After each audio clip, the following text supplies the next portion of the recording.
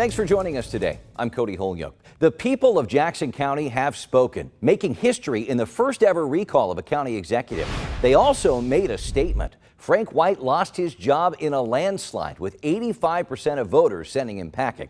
Voters we spoke with say issues with sky-high property assessments and tax bills, failed stadium deals, and his lack of attendance at county meetings drove them to call for a change. The way that he's handled the property taxes, the use of an out-of-state company, I mean, sending millions of dollars on this and then it not even being valid, he needs to be recalled. I don't feel like he listened, and he needs to be gone. They need somebody that has a good ear that will support them, and that was so wrong. Up until the end, White questioned the process that led to the election. He even tried 2 11th-hour court battles to overturn the results, to no avail. He did put out a statement after the results came in, writing in part, "I will move forward guided by gratitude for all this community has given me and by the drive to do what is right." It didn't take long for county leaders to name a short-term replacement. Former Kansas City Mayor Kay Barnes will take the helm once the election results are certified. Kansas City's first female mayor brings decades of experience to the job. She told reporters Thursday she's happy to help with the transition.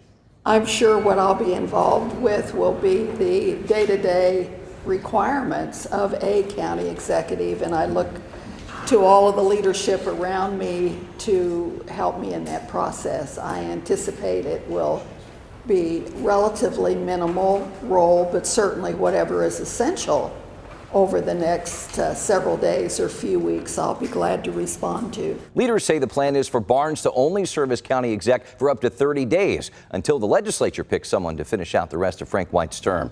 Let's discuss the election and these new developments with our roundtable of journalists. Please welcome back Brian Ellison, host contributor with KCUR, and KMBC9 political reporter Michael Mahoney. First off, gentlemen, are you surprised at all by the decisiveness of this election?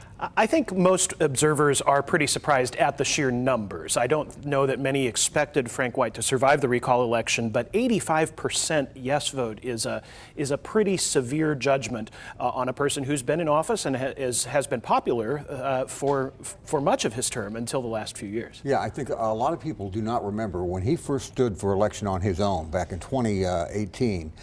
He actually got almost 95% of the vote in that election, and then you know, those numbers obviously came down later on. And I'm with you, Brian. I don't think anybody expected to see a nearly 10-to-1 defeat by Frank White, and I don't think he expected it. I don't think his opponents expected that kind of spread. As we mentioned before and on Election Day, Frank White mounted a pair of failed last-minute court challenges.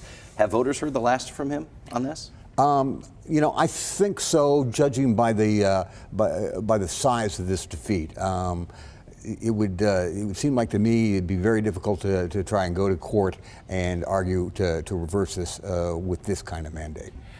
I think it's fair to say that we've also heard the last from Frank White politically after this. Yeah. I think that margin of difference in the vote reflects dissatisfaction on the tax assessments. It reflects dissatisfaction around how the stadium deals were handled, and it reflects dissatisfaction with the general dysfunction that is perceived about county government. It's very difficult to see how he would have a way back. Let's look ahead. What should we expect from the next month from Kay Barnes?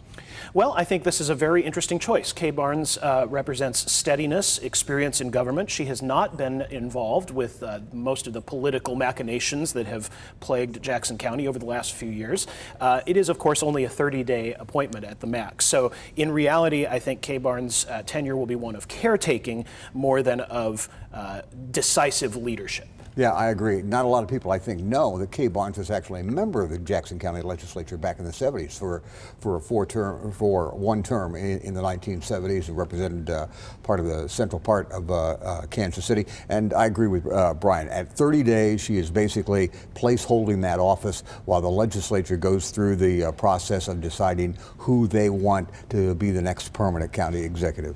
Yeah, we talk about her history. She's perhaps best known for efforts to revitalize downtown, right? Helping secure what was then Sprint Center, now T-Mobile Center, a big arena project. I know her time is short-lived and she's only there for 30 days, but is there any way of mending the fences a little bit with the Chiefs and Royals trying to get that stadium deal going?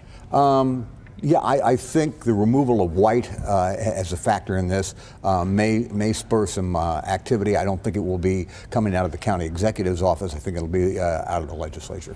I think that's the question. If Kay Barnes is able to sort of reset some relationships even for these few weeks, the real key is what will the Jackson County legislature, which has not itself modeled peace and steadiness and productivity over the past few years, if they are able to restore those relationships, that will be the real test. Yeah, it's certainly gone both ways from the executive and the legislature. As we said, Barnes is kind of the stopgap executive right now, the transitional exec. County leaders will pick another Democrat to hold the job until late next year. What should we be watching for? I think the question is who can get a majority, who can get 5 out of those 9 votes on the legislature, knowing that it appears County Legislature Chair Deron McGee is one of those candidates himself. There are other names being floated. Others might emerge.